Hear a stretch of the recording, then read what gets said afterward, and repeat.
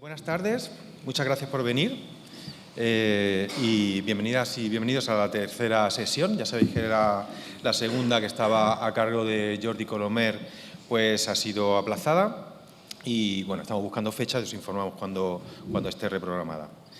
Uno de los principios sobre los que la disciplina arquitectónica se ha afianzado es el de la separación entre el interior y el exterior. Según este postulado, la arquitectura establecería unos contornos fronterizos, unas líneas, unos límites, una interfaz tecnológica entre la exterioridad, que siempre identificamos como hostil, o no siempre, pero muchas veces como hostil, como algo peligroso, conflictivo, que pertenece a lo público, y el interior privado, que está protegido, que es íntimo, que está pacificado, y también muchas veces es perverso, opresivo y oscuro. Casi toda la tradición de la arquitectura occidental mantiene este esquema binario. Seguramente los especialistas en arquitectura que estáis aquí recordaréis los años 90 y los 2000, en los que era muy habitual que los arquitectos exploraran soluciones en torno a la piel de los edificios, o lo que se llamaba la piel de los edificios, ¿no? Se entendía como un intercambiador energético de visibilidad, de vigilancia, de observación, que ofrecía una lectura de lo arquitectónico como un sistema tecnológico de garantías para el mantenimiento de la vida privada y su separación de la vida pública. Como sabéis, ese era el periodo de lo que se llamó la ciudadanización de la calle, para convertirla, ¿no?, según ese eslogan que, digamos, de alguna manera ha denunciado el antropólogo Manuel Delgado, ¿no?, ese eslogan del espacio público, ¿no? Y no es casualidad, ¿no?, que fuera precisamente en ese momento. Sin embargo, no podemos decir que la casa, que es escenario de tantos rituales como se explica, ¿no?, por ejemplo, Reichwehr en la cabaña primitiva, hasta Versalles, o la mansión de Hugh Hefner, ¿no?, en los textos de Paul Preciado, el Neverland de Michael Jackson, ¿no?, que explica Iván López de Unuera, o simplemente una piscina, ¿no?, con una vivienda, ¿no?, con piscina en torno a un campo de golf. No podemos decir que encierren en su interior un espacio políticamente neutral separado de su exterioridad. Sus pieles, sus muros y sus ventanas encarnan políticas, proyectos de dominación y también, por supuesto, formas de resistencia. La cultura digital, la hipervigilancia, la exposición permanente de nuestra privacidad ha amplificado lo que ya sabíamos, que el adentro y el afuera no son esferas separadas. La hipertrofia de nuestras topologías digitales ha desenmascarado definitivamente el mito del interior, como diría Gilles Stoner, que al menos en apariencia nos hacía sentir seguros. Bueno, para hablar un poco de estas cosas y también de las muchas que seguramente tiene preparadas, Javier y yo pensamos que la persona que debía venir hoy era Lucía Jalón. Lucía es una de las pensadoras y críticas de arquitectura que, a través de su actividad docente, sus proyectos editoriales y expositivos, sus traducciones, sus escritos, están haciendo el trabajo, por otra parte, tan necesario de elaborar una nueva agenda teórica para nuestra disciplina en España.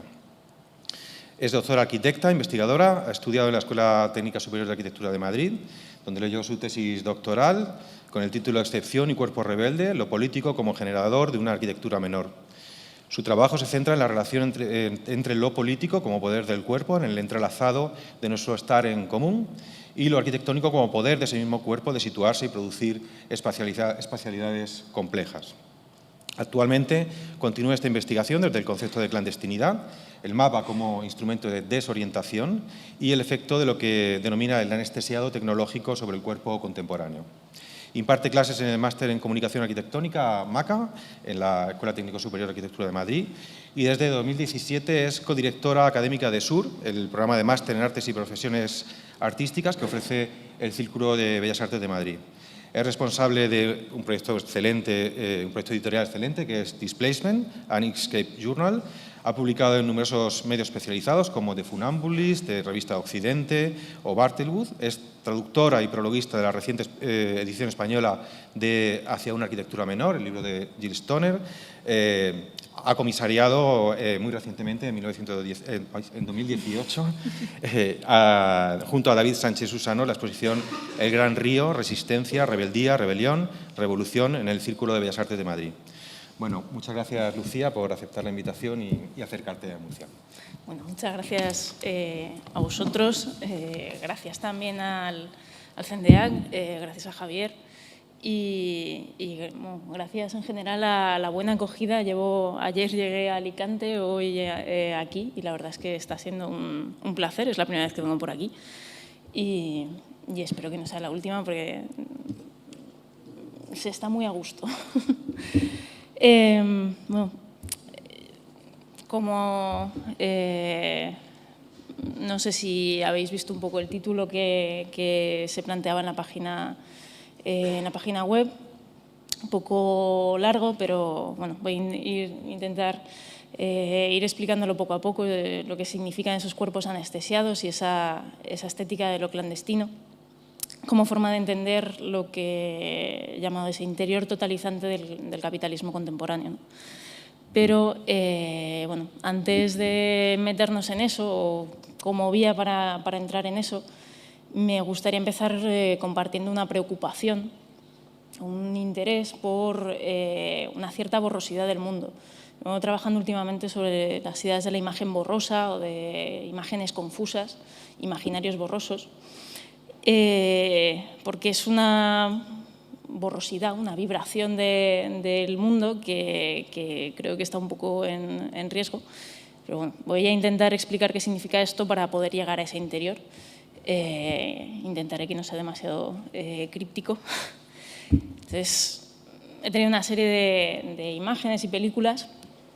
Esta seguramente os suena a muchos, que son unos fotogramas del cielo sobre Berlín, de Wim Wenders, en un momento en el que uno de los personajes, este hombre anciano que va caminando por la ciudad, por esa ciudad ya destruida por la guerra, y donde el muro ha dejado este espacio vacío donde antaño estaba la Potsdamer Platz, ¿no?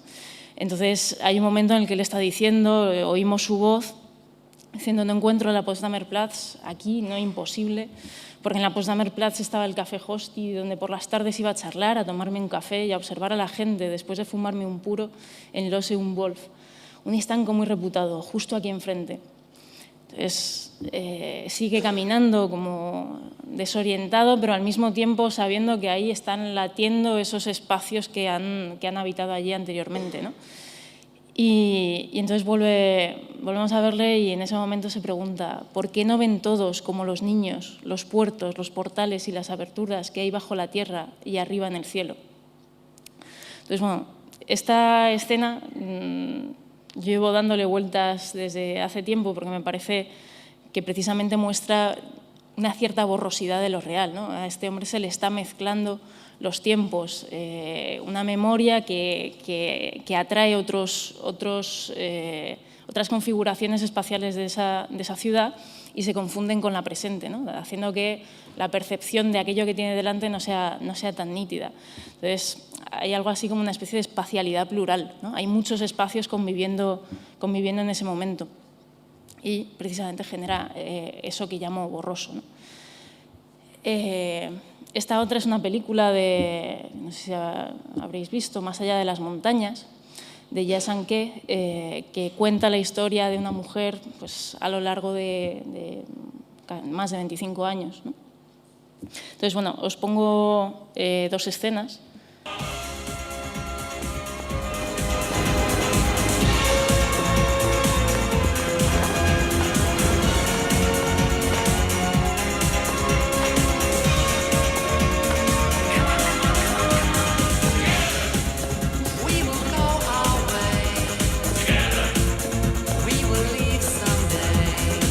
Comienzo de la película, en el que aparece pues, en el fin de año de 1999 pues, bailando al son de los Pet Shop Boys con estos amigos, ¿no? Pues, la encontramos en su juventud.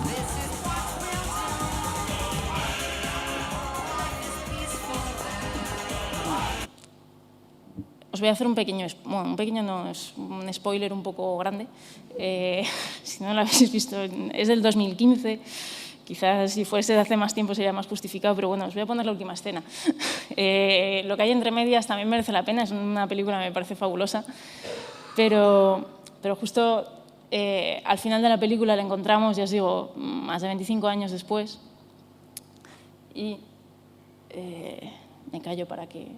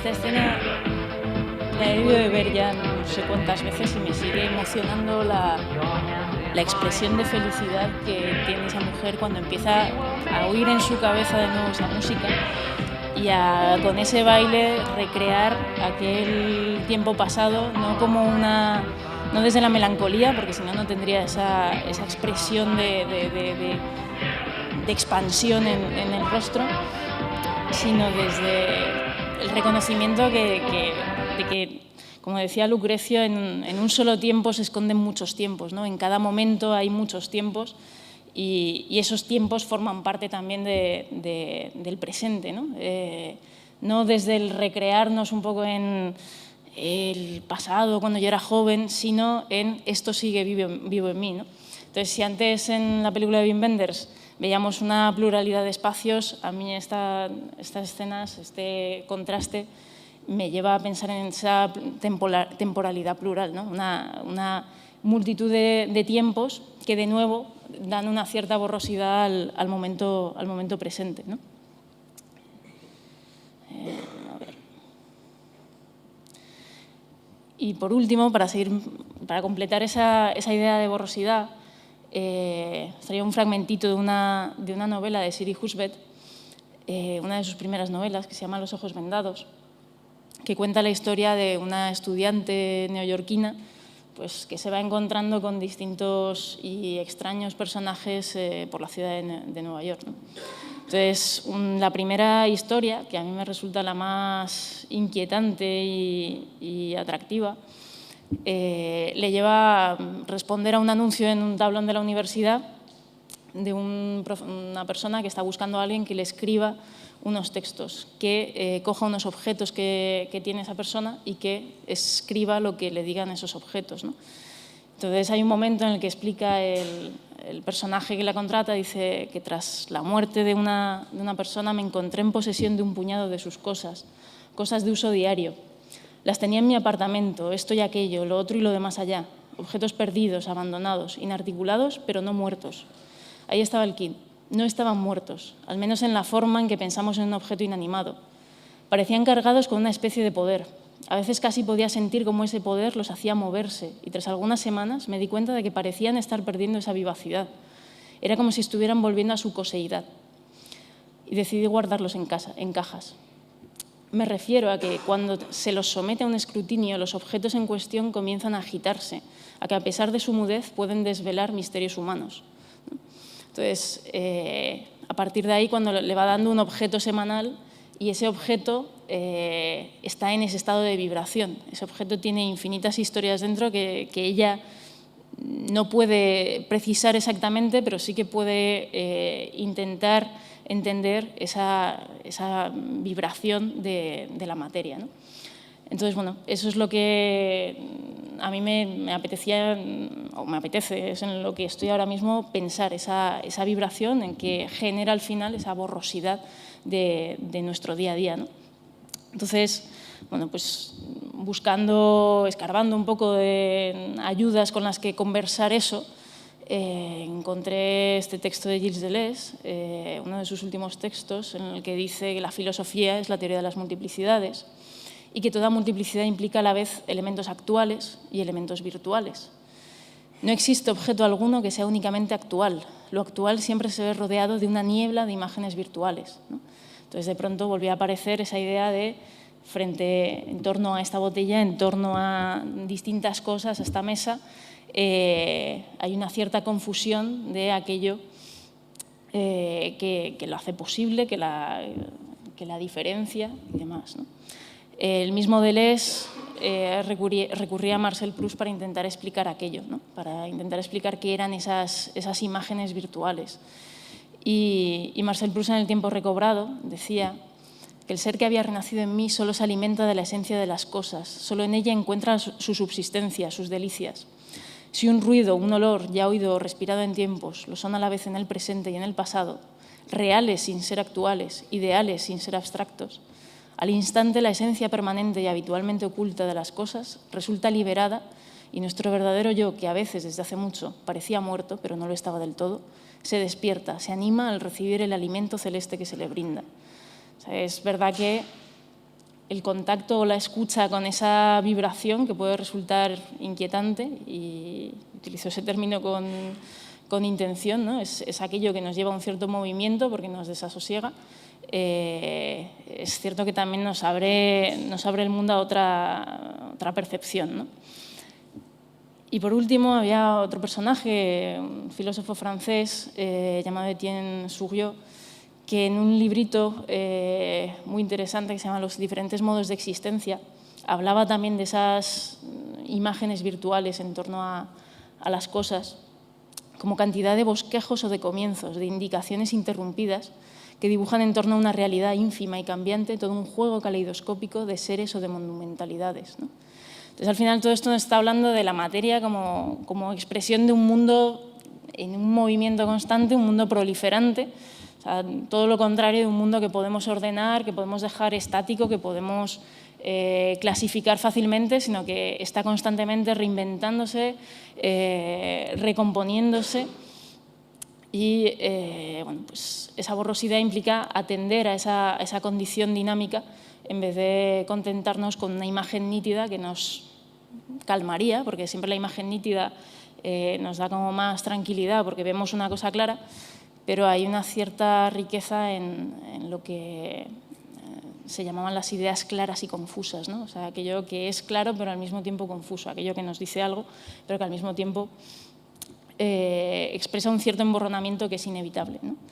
Entonces, bueno, todo esto, el porqué de esta borrosidad y sobre todo que tiene que ver con esos interiores o ese interior que da título al ciclo y al que prometo que voy a llegar, es que entiendo que esa borrosidad es expresión de nuestra condición de seres exteriores, de seres expuestos, ¿no?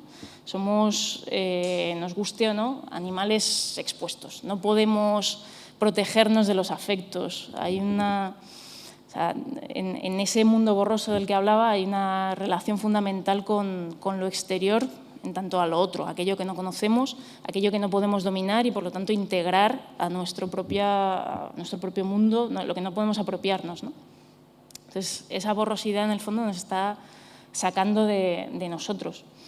Y ese rumor de ese espacio-tiempo múltiple o plural del que hablaba, lo que hace es inscribirnos en el mundo, o sea, nos sitúa en el mundo en vez de entendernos como algo separado de él, ¿no?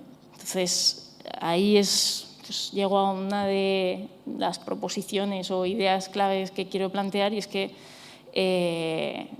hay una necesidad en estos momentos en los que rechazamos se rechaza en muchos ambientes o desde muchos discursos la vulnerabilidad de los cuerpos. Creo que hay una necesidad de reivindicar nuestra condición de seres expuestos, ¿no? Ahí Spinoza, que bueno, pues los que me conocen saben que toda mi investigación doctoral ha girado en torno a la figura de este filósofo, y al que jamás me cansaré de recomendar porque es una lectura que ilumina el mundo de formas extrañas. Tiene varios momentos en sus escritos en los que habla precisamente de esa imposibilidad o de esa necesidad de dejar de pensar al hombre como algo separado del mundo, ¿no? Critica los tratados políticos o muchas formas de entender la política y las formas de construcción de la sociedad, porque parecen entender al ser humano como algo disociado de la naturaleza, ¿no? Tiene esta famosa frase de pensar al ser humano como un imperio dentro de otro imperio. Entonces, lo que está planteando es que es imposible que el ser humano no sea una parte de la naturaleza. Por lo tanto, no podemos protegernos en el aislamiento y el encierro porque siempre vamos a ser seres afectivos. Somos en nuestros encuentros, ¿no? Y por eso estamos siempre sujetos a esos afectos, a un intercambio y una composición mutua y constante con el mundo. Y eso quiere decir también que desgajarnos del exterior, o sea, intentar generar un interior como cierre, eso va a suponer siempre violentar nuestra forma de vida, va a ser violentar nuestros cuerpos, violentar nuestros afectos, ¿no?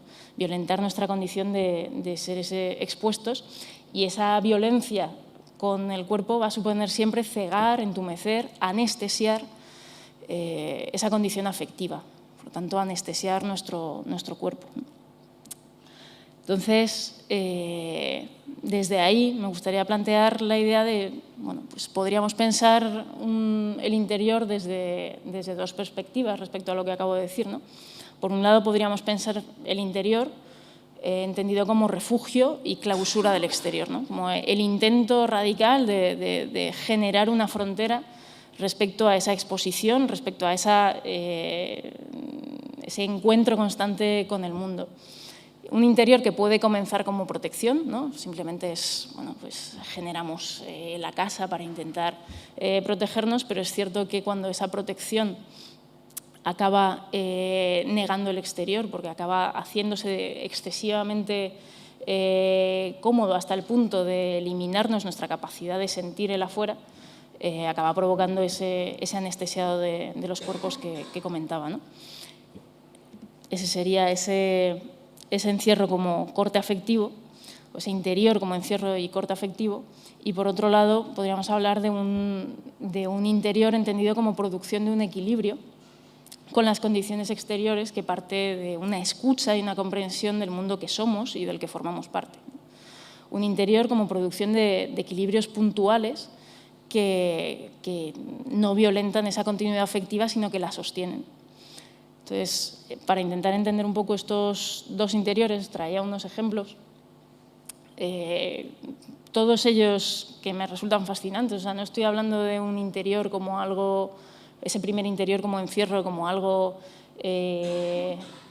o su presencia en estas obras como algo que perjudica a las obras. Me parecen dos obras magníficas. Una es la novela de Mark Danielewski de La casa de las hojas, y la otra son los varios proyectos que tiene Gregor Snyder sobre la casa donde nació, ¿no? Entonces, yo digo, me parecen dos proyectos o dos obras fantásticas, pero es cierto que nos están hablando de ese interior que se olvida absolutamente de la existencia de un mundo más allá, ¿no? Entonces, La casa de las hojas es una novela muy psicópata. La idea es que una familia, cuando vuelve a su casa, una casa que podemos imaginar, una casa suburbana americana, como las que hay miles y miles y miles, pues llegan y ha aparecido un pasillo donde no podía haber un pasillo. Entre dos habitaciones donde no había nada, de pronto aparece un pasillo que además tiene una longitud que no encaja con el resto de la casa y con sus medidas. Entonces, de pronto, poco a poco, la casa va violentando su forma cartesiana y va haciendo aparecer vacíos extraños y territorios por explorar, ¿no? Entonces, bueno, los personajes se van a adentrar poco a poco en esa especie de cara B de la casa. Pero es verdad que esa casa está mostrando simplemente la interioridad de los personajes que allí habitan. En la novela no existe casi percepción de un mundo que haya más allá. Entonces, es reflejo siempre de las obsesiones, ¿no? Tanto el dibujo de un extremo como la maqueta son de una estudiante de arquitectura, Danielle Fontaine, inglesa, que hizo un trabajo en el que intentaba representar lo irrepresentable, ¿no? O sea, esa especie de pesadilla espacial que es la casa, pues bueno, hacía ese juego. Y luego, por otro lado, está el proyecto de Gregor Snyder, que pues a lo largo de los años ha tenido muchas variantes, porque pues inicialmente era la construcción y reconstrucción de los interiores de esa casa. Después fue llevando esos interiores a otros espacios exteriores, le iba generando también ciertas pues, también pesadillas. Estos son dos vídeos en paralelos de dos versiones de la casa, una precisamente donde está esa cierta apertura, y ahora sí, en un momento se va a ver algo más. Pero bueno, todo ese proyecto vuelve a girar en torno a un interior que no deja cabida al otro, ¿no? O sea, donde incluso hay un momento en el que incorpora un personaje ficticio que es una vecina, pero esa vecina en el fondo vuelve a ser una expresión de él mismo. Es un doble, un alter ego sobre el que volver a volcar ese mundo propio. Eso es un marco en el que el interior se convierte casi en prisión, ¿no? Aparecen esas pesadillas casi, ¿no? Entonces, pues es verdad que cuando estamos cada uno atrapado en esa casa de nuestras memorias, de nuestros terrores, de nuestros traumas, de nuestros recuerdos, se individualizan esos múltiples tiempos. Una de las cosas que me parece fascinante del vídeo de la película de Más allá de las montañas, de la mujer bailando al final, es que incluso en ese momento en el que ella está bailando sola están presentes esos otros con los que bailaban. Entonces, bueno, cuando desaparecen los ecos de ese afuera, hay algo que resulta un tanto inquietante, ¿no? Bajo un poco el vídeo, o sea, el sonido.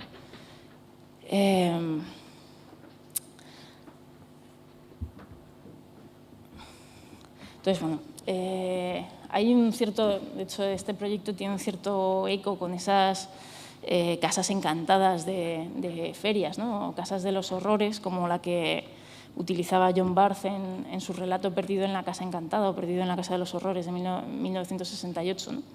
Y sobre ese relato, David Foster Wallace, muchos años después, volvía una y otra vez a esa casa encantada y se preguntaba todo el rato, en un relato que se llama Hacia el oeste, el avance del imperio continúa.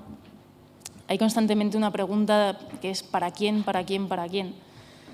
Entonces, él en el fondo estaba haciendo una crítica de una literatura en los años 60, 70, una literatura posmoderna que también había eliminado al otro, que en su práctica estaba generando un mundo también, en cierta forma, excesivamente nítido por eliminar la presencia del otro. Y él estaba intentando recuperar ese para quién, ¿no? O sea, entonces, me parece que esa pregunta que puede parecer incluso como funcional, ¿no? ¿Para qué es una cosa o para quién es? Pero me parece que ese para quién, planteado de forma sincera o sin ironía alguna, es una reivindicación de lo borroso que mencionábamos antes, ¿no? De esa condición de seres expuestos y de la voluntad de no encontrar, una vez que uno sale de esa casa, no encontrar un desierto, sino un mundo con el que resueno, ¿no? Pues bueno, estos vídeos están en internet. Entonces, ese territorio común que implica la pregunta del para quién, No siempre es fácil construirlo, pero es cierto que no nos queda otra, precisamente por lo que decíamos, ¿no? O sea, no podemos construirnos un imperio dentro del imperio de lo natural, sino que siempre vamos a estar en continuidad. Entonces, surge la pregunta de cómo construir ese interior como equilibrio que no cortocircuite, sino que funcione como una especie de pliegue momentáneo que proteja, pero sin cercenar la continuidad, ¿no? Entonces, de nuevo propongo un par de películas que para mí, bueno, pues resultan también inagotables. La primera es Stalker, de Andrei Tarkovsky, de 1979, que, bueno, pues la historia así muy rápida es en una zona, en un territorio, algo ha ocurrido que supone que no se puede entrar, está prohibido el acceso, pero hay gente que intenta adentrarse porque hay algo ahí dentro que parece ofrecer verdades, parece ofrecer un cierto sosiego. Entonces, para entrar hay unas figuras que son los stalkers que conocen la zona, pero conocer la zona no significa tener un mapa como los mapas estos del ejército perfectamente detallado donde está cada cosa, porque la zona, la característica extraña que tiene es que es un territorio cambiante, que cuando entras no está igual que la última vez que entraste, que en cuanto te das la vuelta, el edificio que había en un sitio o los árboles que había en un sitio ya no están y ha aparecido un canal, ¿no? Entonces, es una especie de realidad cambiante que es muy expresiva de esa idea de exterior que no podemos dominar, pero del que formamos parte, ¿no? Entonces, el stalker y con él los dos que se atreven a entrar utilizan estas tuercas con un trapo blanco, una tuerca así gorda de metal que pesa, y un trapo blanco, y lo van tirando. Entonces, desde el punto en el que ellos están y lo lanzan hasta el sitio donde cae esa tuerca, se genera un espacio de equilibrio, de estabilidad. Entonces, es una de las cosas que yo planteo como interior. O sea, realmente ahí supone crear una burbuja de estabilidad, de orden momentáneo, que es suficiente para poder avanzar, para poder sobrevivir, ¿no? Pero que sabe que no va a poder perdurar, porque en cuanto cogen la tuerca otra vez, la vuelven a tirar. Pero se generan pues como pequeños pliegues de orden o que pueden dominar por un momento entre el cuerpo y esa tuerca, ¿no? Se genera ahí como esa franja. Y otra película que también parece que nos muestra un ejemplo claro de esto y que, bueno, traía... Vamos a tener un problema con el vídeo. Esto es de Dersu Zala, de Akira Kurosawa, de 1975, que es la historia real de Vladimir Arseniev, que fue un militar ruso que en uno de sus viajes por la parte más oriental del territorio de Rusia conoce a este Dersu, que era un cazador del territorio, ¿no? Entonces, pues hay un momento en el que quedan atrapados y perdidos en la taiga y empieza a oscurecer. Y digo que vamos a tener un problema porque antes podía controlar el tiempo, porque este vídeo son 17 minutos y obviamente no vamos a poner 17 minutos, así que más bien lo voy a contar un poco. Quedan ahí atrapados, va oscureciendo, no saben volver. Hay un momento en el que el capitán saca la brújula y dice, no, ya verás que con esto vamos a saber de dónde vinimos, y Dersu la mira como, pues vale. No les sirve de nada porque yendo en la dirección en la que teóricamente tenían que ir se vuelven a encontrar el camino pues vedado para su paso por las aguas y demás. Poco a poco vamos notando que va atardeciendo, es una escena de una belleza porque verdaderamente notamos ese atardecer, y ese atardecer que va trayendo cada vez más frío, cada vez más viento, y que además va borrando las huellas, ¿no? Entonces, Dersu es una persona que tiene un conocimiento de la naturaleza brutal, porque es donde habita, es su medio, ¿no? Está totalmente integrado en ese mundo, y él sabe ver que las huellas iban a desaparecer, las huellas que en el fondo también podrían ser una un instrumento de construcción del interior, pues esas huellas le permitían volver de forma segura. Las huellas desaparecen, entonces tienen que empezar a cortar todas esas cañas que hay y amontonarlas. Me gustaría pasar para adelante, pero es que no puedo. Y genera, mientras el capitán va cayendo, generan un refugio gracias al cual pueden sobrevivir una noche de frío y de viento que si no habría acabado con ellos, ¿no? Entonces generan como esa especie de pequeño nido con el que el capitán al día siguiente, después de estar ahí en la oscuridad y en el calor de la noche, ahí protegidos, pues reconoce que Dersu, gracias a ese conocimiento, ese saber generar un pliegue, una especie de bolsillo dentro de esa exterioridad, les ha permitido sobrevivir, gracias a un conocimiento de las cosas que tenían a mano. Sencillamente esas cañas que por su condición y por cómo son, generan un aislamiento pues, brutal y suficiente para salvarles en ese momento, ¿no? Entonces, bueno, la dejaré por ahí puesta en algún momento. Y hay otra escena al final ya de la película que precisamente el capitán se lleva a Dersu a su casa. Esta es más breve, así que la dejo.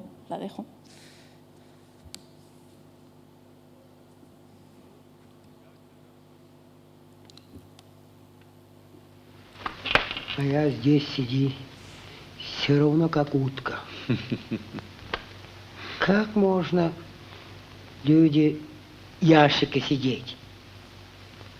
В самом деле, неприглядная комната.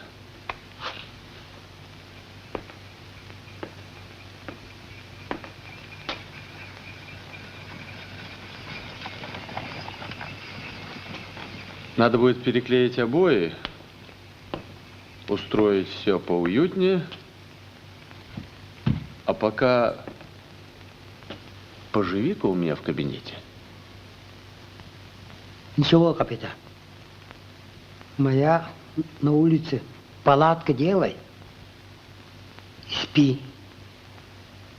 Никому не мешай. Видишь ли, Дерсу, в городе это не положено. Почему? Eso no se puede hacer en la ciudad, ¿no? Ese equilibrio no está admitido por las normas de la ciudad. Es cierto que es un contraste como muy marcado y hay una cierta, si lo cogemos así como muy por los pelos, hay una cierta trampa. Obviamente la arquitectura o la arquitectura de la ciudad puede jugar también con los equilibrios, pero es verdad que sí que vemos ese contraste y esa pregunta que me parece fantástica de cómo puede la gente vivir en cajas, ¿no? O sea, cómo puede vivir precisamente en ese cercenar nuestra continuidad con el mundo que está ahí fuera y con el que deberíamos estar en continuidad, porque si no él siente que le falta algo, ¿no? Entonces, bueno, pues me parece que ese primer interior que mencionaba, ese interior que es encierro y refugio, es el que ha sido puesto en juego en muchos de los procesos de interiorización empleados por el poder de la era moderna, ¿no? Es una interiorización que supone el volcado de nuestra condición de seres exteriores hacia ese encierro que nos empequeñece, que va haciendo, a medida que somos menos afectados por lo que hay fuera, por menos cosas, cada vez tu mundo se va haciendo más pequeño, ¿no? Y cuando tu mundo se va haciendo más pequeño, tus fuerzas también disminuyen y eres fácilmente pasto del dominio y de cualquier forma de esclavitud o tiranía. Y es algo que, por ejemplo, me parece que Nietzsche en la genealogía de la moral explicaba muy bien. Este texto me parece muy preciso. Dice, todos los instintos que no se desahogan hacia afuera se vuelven hacia adentro. Esto es lo que yo llamo la interiorización del hombre. Únicamente con esto se desarrolla en él lo que más tarde se denomina su alma. todo el mundo interior, originariamente delegado, como encerrado entre dos pieles, fue separándose y creciendo, fue adquiriendo profundidad, anchura, altura, en la medida en que el desahogo del hombre hacia afuera fue quedando inhibido. O sea, cada vez esa conexión con lo que nos afecta, con nuestro mundo afectivo, está cada vez más inhibido, cada vez más anestesiado, cada vez más entumecido, ¿no? Entonces, bueno, pues hoy lo que os planteo es que esa interiorización hoy en día además está neutralizando toda posibilidad de exterior, ya no solamente que afecta a nuestro cuerpo, sino que está empezando a negar también ese mismo exterior, extendiendo esa condición de interioridad de los cuerpos hacia todo lo que nos rodea, ¿no? Parece que lo podemos entender a partir de la sociedad de control que enunció Deleuze, a partir de los trabajos de Michel Foucault, o en las derivas más recientes o las mutaciones más recientes del capitalismo, como esa que ha llamado Shoshana Zuboff, el capitalismo de la vigilancia, ¿no? Entonces, bueno, me meteré en eso ahora en un momento, pero bueno, creo que con eso lo que estamos haciendo es presenciar la extensión de ese interior de protección, de encierro y entumecimiento de nuestros sentidos al conjunto del mundo sensible, ¿no? Entonces, y aquí llega esa segunda parte del título, ante ese interior totalizante que abarca absolutamente todo y que integra dentro de sí absolutamente todo, suavizando sus aristas, canalizando deseos, diseñando cada movimiento, diseñando cada proceso y ofreciéndose siempre listo para el consumo, pues frente a eso propongo prestar atención a una estética de lo clandestino, ¿no? Que la estética normalmente se ha estado más enfocada a una idea sobre el aparecer de las cosas, ese hacer visible lo invisible. Es una estética de lo clandestino que se preocupe, por el contrario, de reivindicar y multiplicar la presencia de esa borrosidad, ¿no? Con la que empezábamos. De esas imágenes claras y confusas que nos envuelven y que se presentan a nosotros no a través de una pantalla, sino a través de nuestros cuerpos, ¿no? Que vuelven a sentirlas. Entonces, bueno, pues para entender esta construcción del interior totalizante, quería hablar un poco de este concepto de cuerpos anestesiados y cuerpos impotentes, ¿no? Y que en el fondo supone que aquel que deja de sentir la sutileza de esa fricción del mundo acaba expuesto a cualquier forma de control, ¿no? Porque se está enajenando de su propia vida. Entonces, lo voy a enfocar desde dos puntos que me parecen importantes para entender ese anestesiado en el mundo moderno y sobre todo contemporáneo, que es, por un lado, el papel de la vigilancia, expresado a través de una metáfora, pero no solo metáfora, de la luz, y, por otro lado, la idea de un sometimiento de nuestros cuerpos cada vez a shocks cada vez más fuertes, a unas demandas de atención cada vez más rápidas, que también acaban generando ese entumecimiento de los sentidos, ¿no? Entonces, por un lado, esa idea de la luz, de la vigilancia o el ojo que observa como un ojo que ilumina, pues me lleva a este textito de Hannah Arendt en La condición humana, que cuando habla de la esfera pública como ese espacio de la luz frente a la penumbra de la vida privada y cómo, ya sostiene, se necesitan mutuamente. Si no existe esa vida privada, si no existe esa penumbra, no puede haber tampoco una vida pública que sea realmente tal. Y hay un momento en el que dice que hay muchas cosas que no pueden soportar la implacable, brillante luz de la constante presencia de otros en la escena pública, ¿no?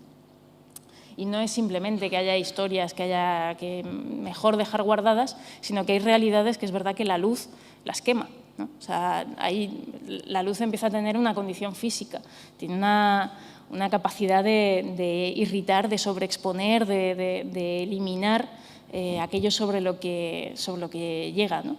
Entonces, esa condición de lo borroso de la que estábamos hablando es una de las que sufre radicalmente con una iluminación exagerada. Cuando todo está iluminado, cuando todo puede ser representado, desaparece esa borrosidad porque desaparece el matiz, ¿no? Aparecen unos límites, unas aristas muy, muy claras. Entonces, bueno, pues esa condición física de la luz la vemos pues, claramente, esa imagen de los cañones de luz para las baterías antiaéreas, ¿no? Es casi el momento previo a que te disparen es que te hayan disparado con la luz, por eso ya te ha tocado y te ha marcado y tienes todas las papeletas de caer acto seguido, ¿no? La imagen del centro es una propuesta de un satélite ruso en los años 90 que buscaba reflejar la luz del sol para que no existiese noche, para que pues bueno, ahorrarnos todo tipo de electricidad y perder sobre todo ese tiempo tan improductivo de la noche. Eso, vemos esa especie de afán de generar una iluminación de todo, porque hay una especie de poder de progreso en esa luz. Y la última imagen es un fotograma del proyecto de Enciclopedia Británica de John Latham, que es un vídeo en el que grababa cada fotograma, es una página, una doble página de la Enciclopedia Británica. Y entonces va pasando, claro, 17 fotogramas por segundo van pasando, y entonces lo que aparece es un emborronamiento que además, a medida que avanza la cinta, la imagen cada vez está más sobreexpuesta, ¿no? Cada vez hay una luz que quema más ese supuesto conocimiento, ese orden, esa estabilidad que nos daba la enciclopedia, ¿no? Entonces, por un lado tenemos esa luz que cada vez va quemándolo más, pero por otro lado esa velocidad. Entonces, esa velocidad que me lleva al mundo del meme contemporáneo. Hace pocas semanas salía un vídeo que hacía una historia de los memes, viendo, os recomiendo que le echéis un ojo en YouTube porque es bastante escalofriante, porque va mostrando los memes más populares en Internet, más intercambiados, más likeados, más reposteados, y el tiempo que están en ese top de los más vistos. Entonces, empieza como en el 2011 por ahí y acaba en el 2019 y se va viendo que los memes cada vez están menos tiempo en ese punto de gran reconocimiento y difusión, ¿no? Y cada vez nuestra atención, de la misma manera, dura menos. Los trending topics en Twitter, las modas en Internet, cada vez son más cortas y nuestra capacidad de atención, nuestro span de atención también se va recortando, ¿no? Cada vez son más como shocks que van golpeándonos. El meme tiene esa función de generar como un golpe. Es un golpe físico, no es tan importante el contenido como ese golpe y pasar rápidamente al siguiente. Entonces, esa idea del golpe, que también acaba entumeciendo los sentidos, es algo que ha trabajado en un artículo que a mí me resulta fundamental, que es de Susan Buck-Morss, sobre la anestética. Ella, trabajando sobre los textos de Walter Benjamin, va a hablar de que pues la estética ha quedado sustituida por una anestética en la que estamos sometidos a una constante batería de golpes, de shocks estéticos que acaban generando un entumecimiento de los sentidos, ¿no? Lo explica a partir de textos de Benjamin, en los que Benjamin recurre a Freud, diciendo pues, los hombres que volvían de la guerra después de la Primera Guerra Mundial, se veía ese mecanismo de protección ante un golpe muy fuerte, ante un trauma. El cuerpo tiene esa tendencia a decir, bueno, dejo de sentir durante un tiempo porque si no me va a llegar otro golpe y ese me va a destruir del todo. Entonces, cuando de pronto los golpes empiezan a ser más flojos pero muy repetitivos, que es lo que Benjamin describe en este mundo de finales del 19 y que a principios del 20 ya va a estar muy presente, pues son reclamos constantes. Esa imagen del centro pues es un proyecto para uno de los panoramas, ese era en Inglaterra, pero bueno, eran proyectos de cierta espectacularidad que salían por toda Europa. Y la imagen de la derecha es ese París nocturno, donde también había toda una...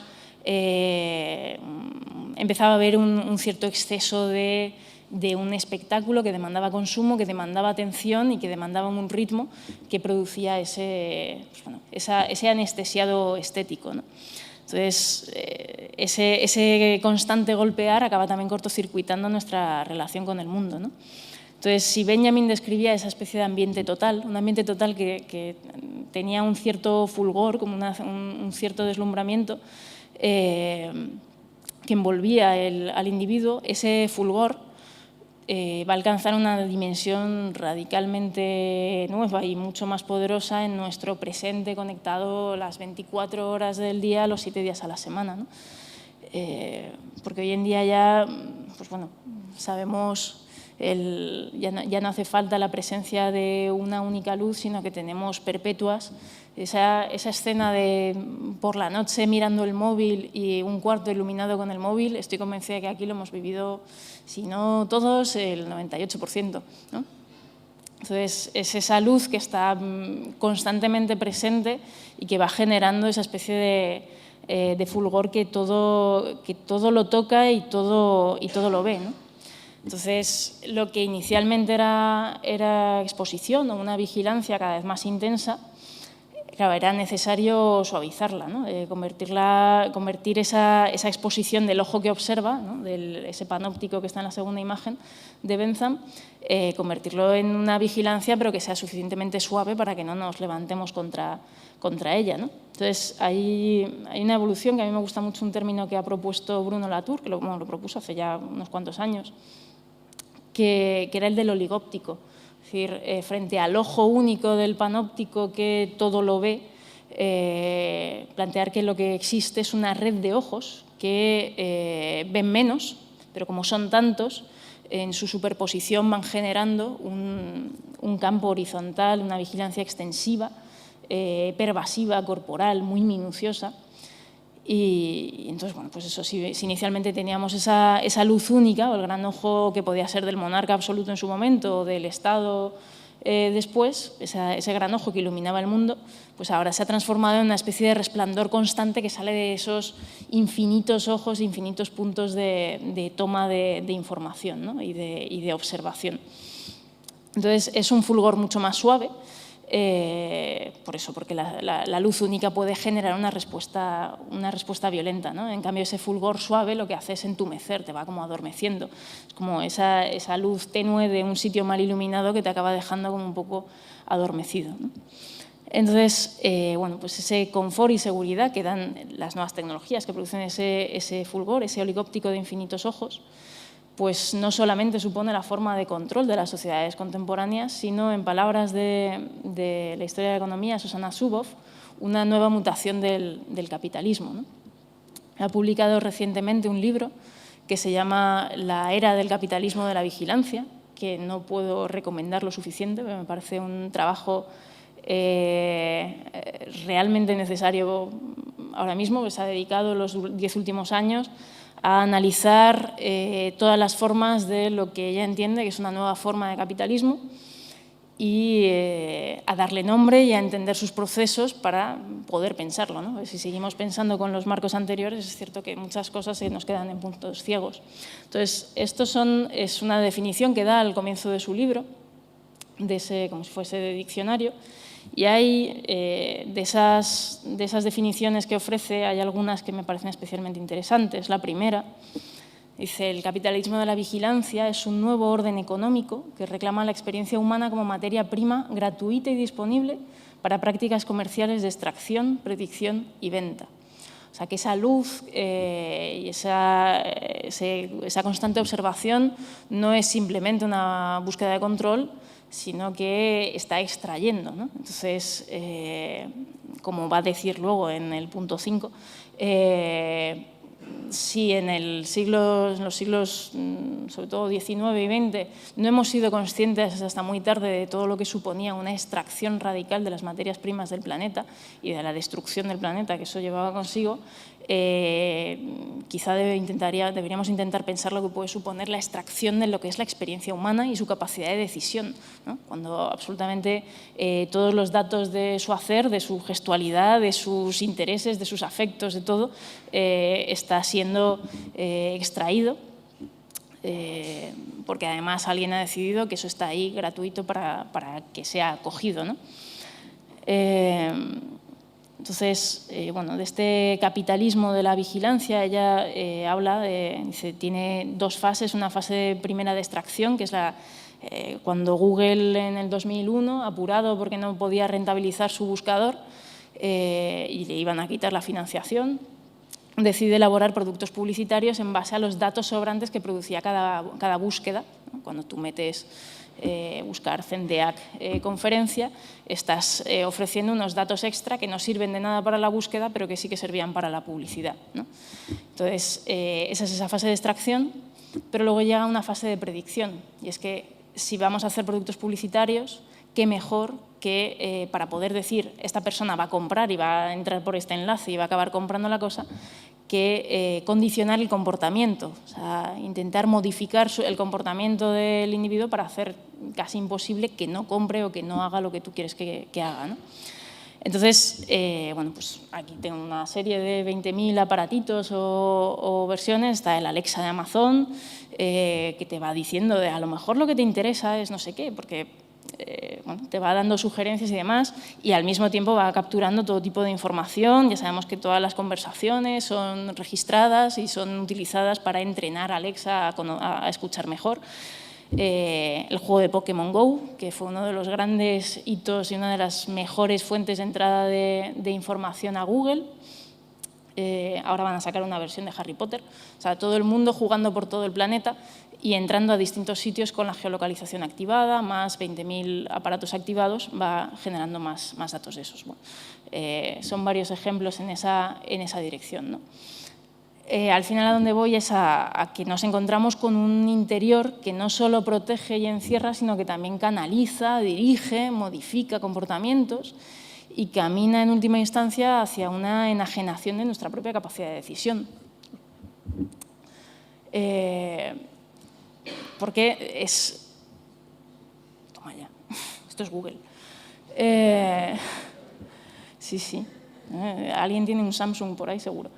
Bueno, entonces, se va cada vez más eso, dirigiendo la forma de actuar de los cuerpos, ¿no? Entonces, sumamos a ese anestesiado del que hablábamos la aparición de un cuerpo impotente, de un cuerpo que cada vez es menos dueño de la fuerza que expresa y menos capaz de componer su mundo y de entrar en relación con él, porque cada vez va con más miedo y cada vez pues más dirigido. Cuando a ti te van llevando, es como se dice siempre, ¿no? A un niño pequeño, si tú le llevas a todos lados y no dejas que empiece a hacer cosas por sí mismo, le vas a jorobar la vida.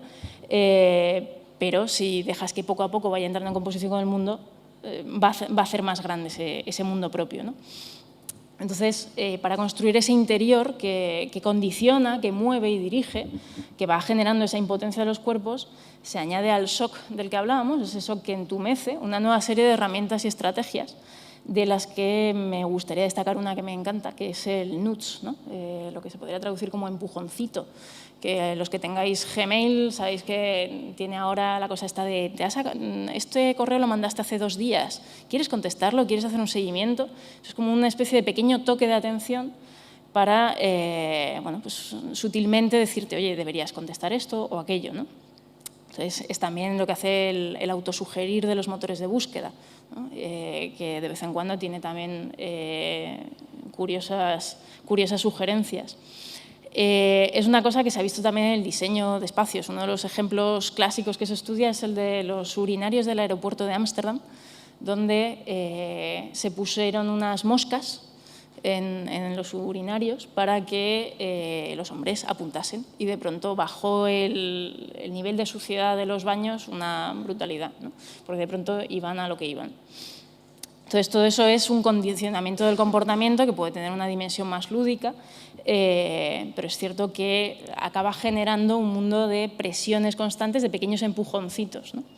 Entonces, para entender lo que puede suponer un interior exteriorizado, por así decirlo, que nos envuelve por todos lados y nos va presionando poquito a poco, yo traía este estudio del año 1944 que hicieron dos americanas llamadas Jean Callahan y Catherine Palmer, que bueno, estábamos en el momento de estandarizar la figura humana para los procesos de construcción, del Neufert, todas estas cosas, ¿no? O sea, medir cuánto espacio necesita una persona para comer, cuánto espacio necesita para no sé cuántos, para poder ajustar y darlo el mínimo, ¿no?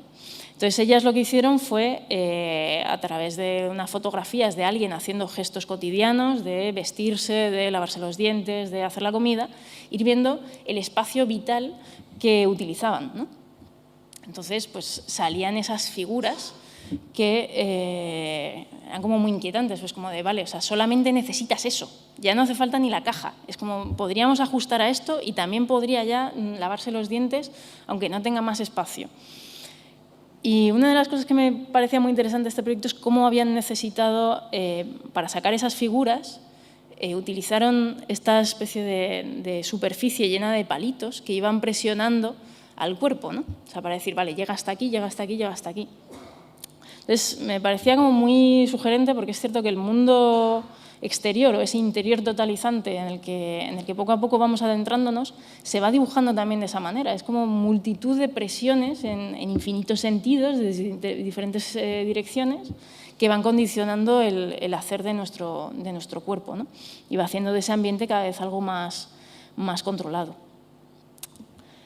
Y entonces ya llego a esa estética de lo clandestino, a ese, bueno, pues una forma de reivindicar esa condición afectiva, de generar una cierta rebelión, una cierta,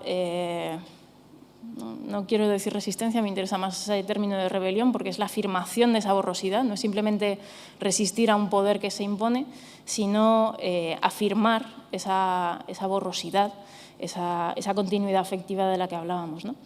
Supone no querer dejar de ser ese animal alerta, no resignarse a lo que se nos vende como inevitable desde este mundo cada vez más silicolonizado, como dice Eric Sadin, porque además, o sea, sabemos que si abandonamos esa condición de animal alerta, sabemos lo que pasa, ¿no? O sea, si imaginamos un animal que deja de tener sus sentidos atentos al hábitat en el que está, es muy probable que o caiga en algún tipo de trampa de la naturaleza, o se lo coma a alguien o le pase lo que sea. Nosotros, bueno, podríamos incluso decir que ya hemos caído en la trampa de nosotros mismos, ¿no? Pero bueno, que esa insensibilidad tiene muchos riesgos para la propia supervivencia.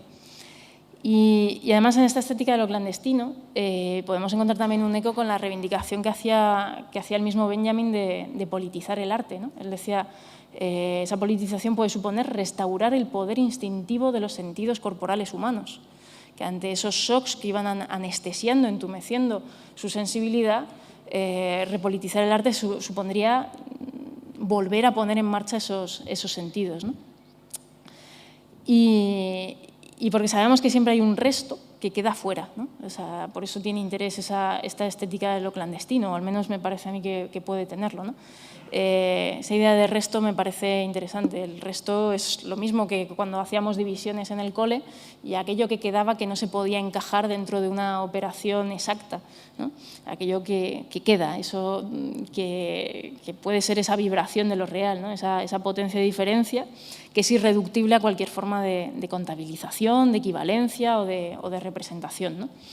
Que ese resto, esa borrosidad, puede invisibilizarse mediante el anestesiado de nuestros sentidos, pero no puede eliminarse. Eso a mí es una cosa que me da bastante alegría. Es decir, bueno, podremos estar totalmente ciegos, pero eso seguirá ahí para quien quiera atender y escuchar a ese extraño rumor, ¿no? Entonces, en esa clandestinidad hay otra película que a mí me resulta muy interesante, que es La vida de los otros, en la que un espía de la Stasi está observando constantemente a un escritor que suponemos que está haciendo unas actividades que según la Stasi no debería estar haciendo, ¿no? Entonces hay un momento en el que la escucha se le hace insuficiente y que necesita, porque no consigue encajar los sonidos que va oyendo a partir de los micros, no consigue encajarlos, no consigue visualizar aquello y se dibuja todo el plano este de la casa, pero aún así sigue habiendo algo que se le escapa, ¿no? Siempre va a quedar ese resto que se le va a escapar. Que de hecho Guy Debord hablaba en la película Crítica de la separación, hablaba de esa clandestinidad de la vida privada sobre la cual nunca se poseen más que documentos irrisorios, ¿no? Hay algo en la vida cotidiana que escapa a cualquier intento de documentación y registro. Y por eso, pues esas otras fotos que hay a la derecha, que son, pues son una serie de fotos de Polaroids que hacía la Stasi cuando entraba a registrar algún apartamento y que bueno, las ha recuperado en un proyecto artístico el fotógrafo alemán Simon Menner. Y son unas fotos muy curiosas porque realmente son unos interiores aparentemente anodinos. Estas también forman parte de esa serie, en las que la Stasi las realizaba para ver que dejaban exactamente también todo en su sitio y que no había nada que distorsionase tras su paso por ahí, ¿no? Y entonces se ve que en esas fotografías también hay algo que se escapa claramente, ¿no? Es decir, por mucha imagen que tengas, la vida que todo eso esconde no la vas a poder capturar, e incluso tu presencia también va a quedar, no va a quedar registrada y no vas a poder evitar que tu rastro como resto quede ahí presente, ¿no? Entonces, bueno, pues esa estética de lo clandestino supone entonces jugar con lo perceptible, no para hacer aparecer o para conducir lo invisible a lo visible de nuevo, sino para poder habitar en la tensión que se produce entre lo perceptible y lo imperceptible, para saber producir esos pliegues, esos interiores como pliegues que protejan de la quemazón de la luz que mata esa imagen borrosa que decíamos y que nos envuelve. Les hablaba de un rumor benévolo, ¿no? Había una cierta borrosidad del mundo que era la presencia del otro, decía, genera un rumor benévolo. Y ya para terminar, pues bueno, os traía 2 fragmentos de la serie de Mr. Robot que me parece que es una serie que ha pasado así un poco desapercibida, pero tiene grandes momentos de entender la importancia del cuerpo y de un cuerpo que siente, y eso que nace de un cuerpo anestesiado y entumecido. El protagonista de la serie, Elliot, es un hacker que se mete todo tipo de drogas precisamente para no ver un mundo que no soporta, pero que de pronto va a recuperar una cierta sensibilidad hacia ese mundo a través de un hacer y de una composición con ese mundo, ¿no? Entonces, hay un momento en el que bueno, le contacta una célula hacker que dirige Mr. Robot y le invitan a trabajar con ellos, y entonces se lo llevan a un salón de recreativos de Coney Island donde se reúnen. Entonces, pues, dejo que veáis lo que va a decir.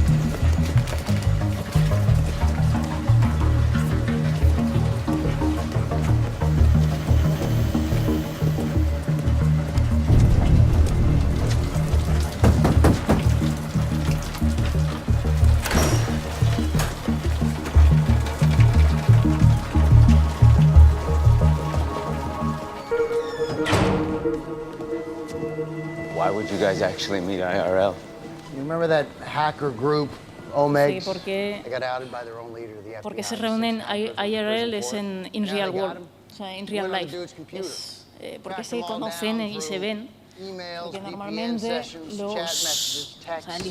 deberíais estar todos detrás de vuestra pantalla y cada uno protegido, porque si no os van a encontrar. Y no, le dicen, no, pues si te cogen a uno, rápidamente a través de todas las conexiones van a encontrar a los otros. The rule here is, it's done here and only here. It ends when you walk out that door and begins when you walk in. Our encryption is the real world. O sea, nuestra encriptación, nuestro escondite es el mundo real, porque reconoce el espesor de esa realidad y que en el fondo genera muchísimas más posibilidades de pliegues en los que esconderse que el mundo digital, ¿no? Entonces, a lo largo de las series van a ir jugando con ese espesor del mundo real. Me parece una reivindicación de la materia al mismo tiempo que te muestran un conocimiento de lo digital realmente fascinante. Y el segundo de los vídeos es un momento en el que Elliot está con su vecina y, bueno, lo dejo de nuevo. Are you actually asking me to be your girlfriend right now? Yeah. Anyway, I need you. I'm not good in social situations like that. There is something seriously wrong with you. I'm not going to be used anymore. Why don't you ask the girl from this morning, okay? She seems like she might want to go to some stupid, stuffy dinner party. You don't actually know me. All you know is that I'm the Of girl course who- I know Shayla. I hacked her email as soon as she moved in next door. or whatever. With a simple phishing scam, I owned her password pretty I'm easily. not talking about the stuff you can find online. I'm talking about the real me. Tell me then. Oh, just forget it. I want to know.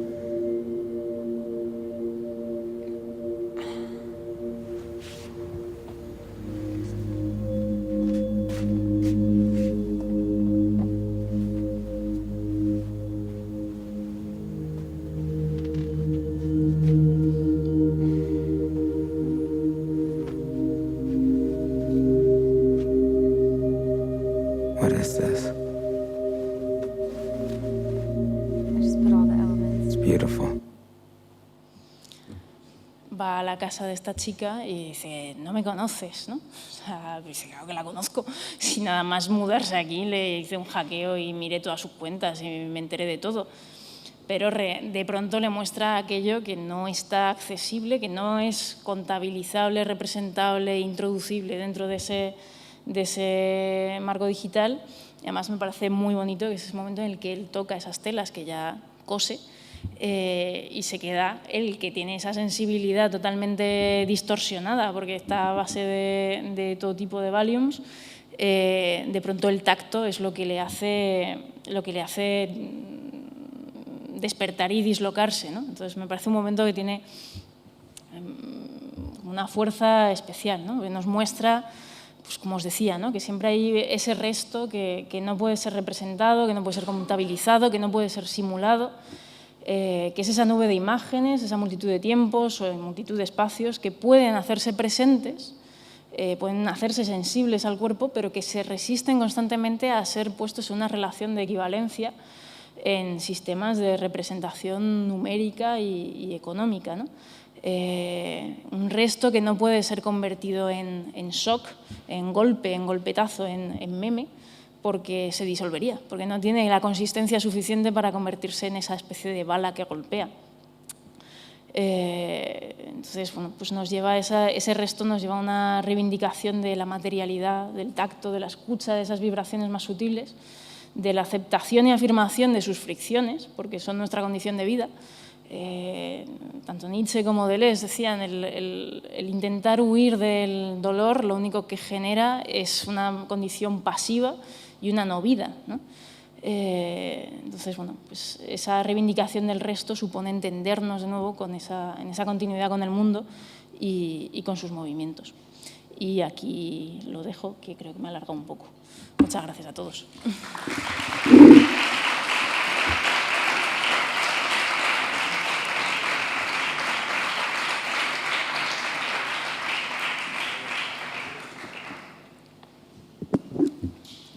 Bueno, ¿se oye? Sí. Tenemos, a ver si veo. Bueno, 10 minutos para preguntas, sugerencias o desacuerdos, acuerdos, lo que queráis.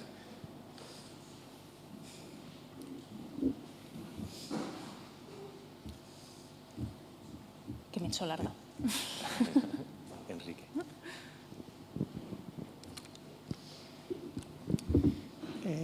Bueno, enhorabuena por la charla. Muchas gracias, Lucía. Te quería preguntar habría como varias preguntas, no muchas, pero bueno, simplificándolas sería un poco que en este proceso que a veces me ha parecido que era un proceso de exteriorización del interior, pero en otros también parece que era una interiorización del exterior, has dicho.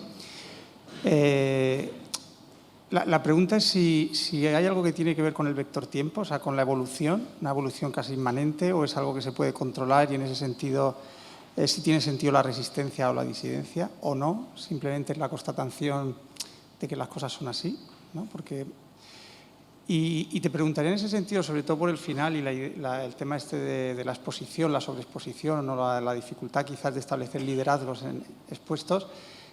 ¿Cómo te lo planteas tú en tu trabajo? Porque tu trabajo, tal cual además lo ha contado Miguel, es un trabajo tremendamente expuesto, ¿no? Consiste básicamente en ocupar lugares públicos altamente visibles, ¿no? Muy visibles, ¿no? Entonces,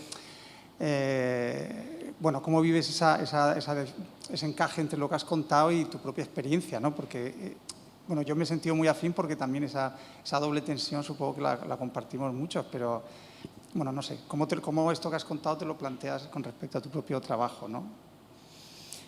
Pues precisamente intentando invisibilizar cada vez más partes de ese trabajo e intentar llevarlas a marcos donde su alcance sea siempre por contacto.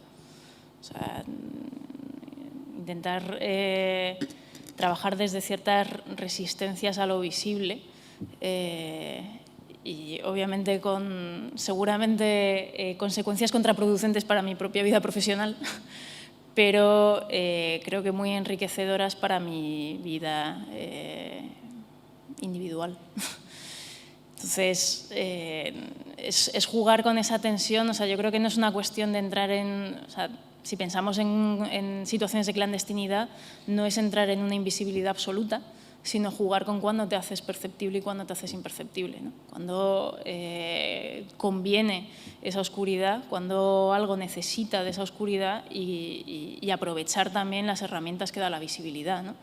En ese aspecto me parece muy interesante, en base a un proyecto que estamos haciendo ahora de nuevo para el Círculo de Bellas Artes sobre migraciones, cómo el migrante emplea esa tensión entre percepción e impercepción, ¿no? O sea, en muchos casos lo vemos en estas personas que cruzando el estrecho se queman los dedos para perder la huella dactilar y que no pueda ser identificado, pero al mismo tiempo luego estás buscando que te detecten o que te vean, porque sabes que en el que te vean hay también un beneficio, ¿no? O sea, cuando se suben una serie de migrantes a la valla fue la de Ceuta, si no recuerdo mal. Entonces, estás jugando con eso, estás entendiendo que el interés no es la invisibilidad absoluta, sino el habitar en esa tensión.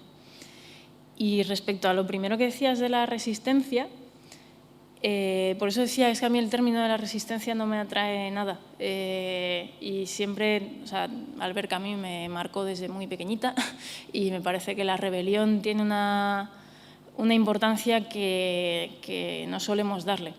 Entonces, que hay algo de un devenir inmanente en el que nuestra capacidad de acción y incluso de libertad y de control de las cosas es limitado, eso es así. Resistirse a una condición vital es absurdo, pero afirmar una condición inventiva, porque esa inmanencia también es, pues lo que decía antes, proliferante, ¿no? O sea, es constantemente productiva y en esa producción además hay infinitas variantes y posibilidades. Entonces me parece que la rebelión, que en vez de en la negación de algo, lo que trabaja siempre es en la afirmación de un poder creativo, de ese poder proliferante de vida, me parece que hay bastante más interés, ¿no? No sé si lo he respondido más o menos.